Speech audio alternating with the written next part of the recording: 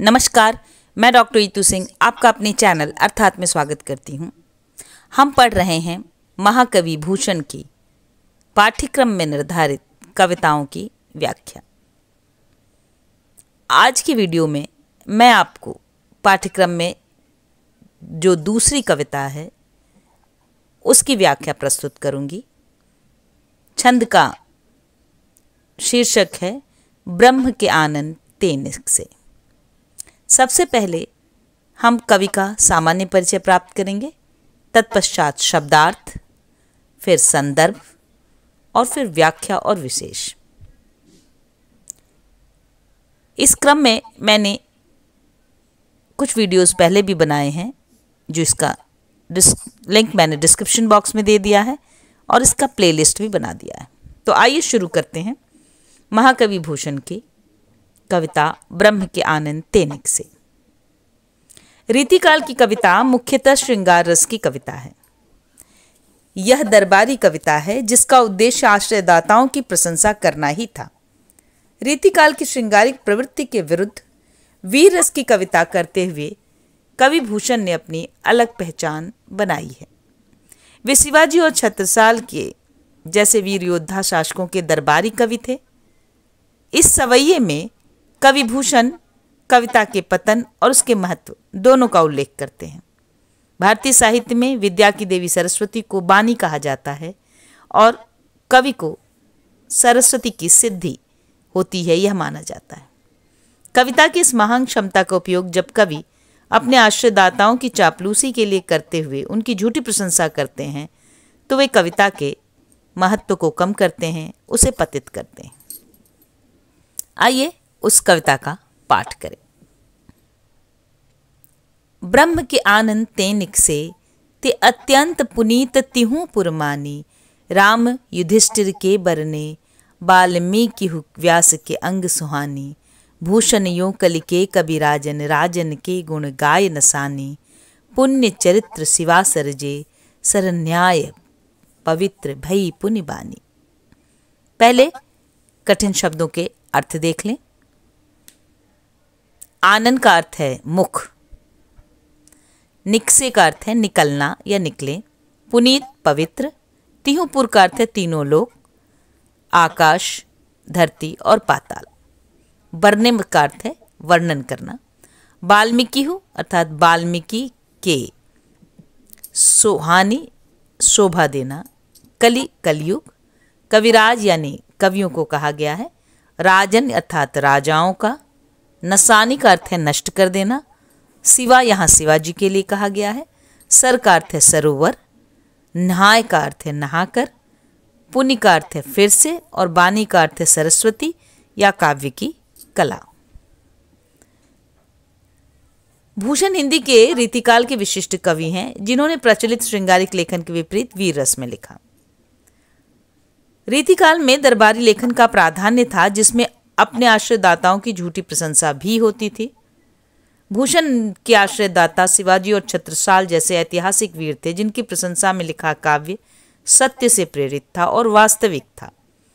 इस सवैये में भूषण काव्य की देवी सरस्वती के बारे में वर्णन करते हुए उसके उपयोग और दुरुपयोग की चर्चा करते हैं। इस कविता में आप देखेंगे कि रीतिकाल की जो परंपरा है, जहाँ अधिकांश कवि पेशे के रूप में कविता करते थे और अपने राजाओं की, अपने आश्रयदाताओं की झूठी प्रशंसा करते थे, इसकी कवि ने निंदा की है, क्योंकि कवि के अनुसार इस कार्य के द्वारा कविता का महत्व कम होता है। आइए कविता की व्याख्या करते हैं। कवि कहते हैं कि ज्ञान की देवी सरस्वती का जन्म ब्रह्मा के मुख से हुआ, अर्थात जिस विद्या का जन्म ब्रह्मा के मुख से हुआ, यह भी कहा जाता है कि वेदों की रचना ब्रह्मा ने करवाई, यानी ब्रह्मा के मुख से निश्चित शब्द थे और गणेश की कलम थी और वेदों की रचना हुई थी। उस काव्य कला, उस सरस्वती का वर्तमान काल में कितना अपमान हो रहा है, किस तरह की निकृष्ट रचनाएं उसी काव्य क्षमता से लिखी जा रही हैं, इसकी ओर कवि हमारा ध्यान दिलाते हैं। भूषण कहते हैं कि सरस्वती का जन्म ब्रह्मा के मुख से हुआ और तीनों लोकों ने उसे अत्यंत पवित्र माना। ब्रह्म के आनन ते निकसे ते अत्यंत पुनीत तिहु पुर मानी। तीनों लोगों ने उसे अत्यंत पवित्र माना। सरस्वती काव्य कला की भी देवी हैं और उनकी क्षमता के द्वारा ही या उनके आशीर्वाद से ही प्राचीन कवियों ने महान काव्यों की रचना की और महान नायकों का चरित्र चित्रण किया। प्रस्तुत सवैये में कवि भूषण बेहद गंभीरता के साथ समकालीन काव्य जगत के यथार्थ का उद्घाटन करते हैं। रीतिकाल में कविता करने वाले कवि अपने आश्रयदाताओं को प्रसन्न करने हेतु अपनी काव्य कला का दुरुपयोग करते हैं। परिणाम स्वरूप कविता भी अपने महान आसन से उतर कर हीन होती चली गई। कवि भूषण दावा करते हैं कि शिवाजी जैसे सच्चे वीर की वीरता का बयान करते ही कविता का भी महत्व स्थापित हो गया। तो दूसरी पंक्ति में कवि कहते हैं कि यह काव्य कला जिसका इतिहास अत्यंत महत्वपूर्ण है, राम युधिष्ठिर के बरने वाल्मीकि हु व्यास के अंग सुहाने। यहाँ दो प्रमुख कवियों का नाम कवि लेते हैं। कवि सबसे पहले आदि कवि वाल्मीकि की चर्चा करते हैं, जिन्होंने काव्य में राम के महत्व का गायन किया, और तत्पश्चात वेद व्यास का, जिन्होंने महाभारत की रचना करते हुए कृष्ण और युधिष्ठिर जैसे महान चरित्रों की रचना की।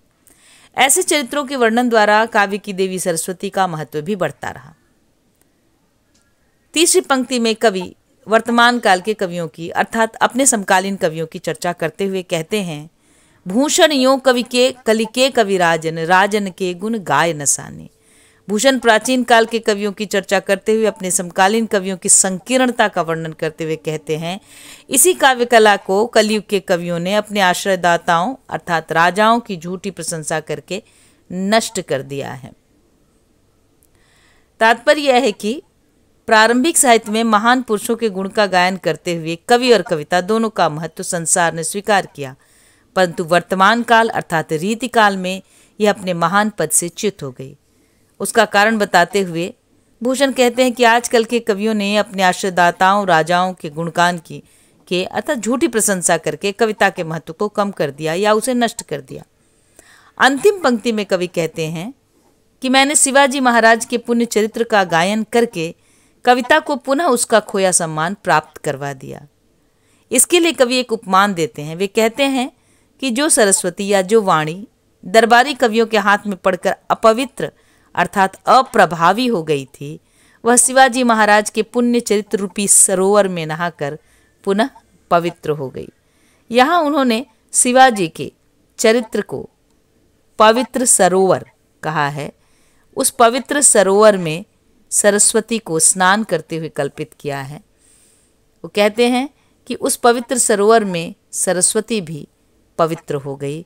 अर्थात भूषण बताना ये चाहते हैं कि शिवाजी का चरित्र इतना महान है कि वह राम और युधिष्ठिर की परंपरा में है, और जो काव्य सामान्य राजाओं के गुणगान से अपने महत्व को खो चुका था, कवि ने पुनः महान शासक शिवाजी का वर्णन कर उस कविता को अपने पुराने स्थान पर स्थापित कर दिया।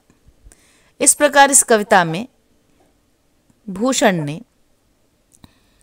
ब्रह्म के आनंद से निकले हुए काव्य के गुण को अत्यंत, जिसे संसार ने पुनीत माना, पवित्र माना, जिसमें राम और युधिष्ठिर के महान चरित्रों की रचना वाल्मीकि और व्यास ने की, उसी कविता को कलयुग के कवियों ने अपने सामान्य तुच्छ राजाओं का वर्णन करके हीन बना दिया था।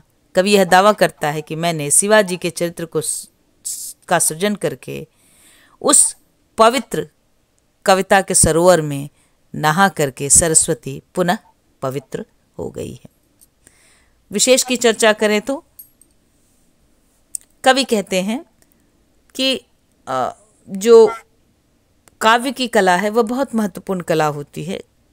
काव्य का कर्ता ब्रह्म के सहोदर माना जाता है, ब्रह्म के समान माना जाता है। रीतिकाल में के कवियों ने अपने इस महान विद्या का दुरुपयोग किया। इसकी ओर कवि भूषण हमारा ध्यान आकर्षित करना चाहते हैं और शिवाजी को महान नायकों की परंपरा में लाकर खड़ा करते हैं। सरस्वती विद्या की भी देवी हैं और काव्य की भी। रीतिकाल के अधिकांश कवियों ने अपनी राजाओं के मनोरंजन के लिए या उनकी झूठी प्रशंसा के लिए कलम चलाई। इसके परिणाम स्वरूप कविता अपने महान उद्देश्य से विचलित हो गई।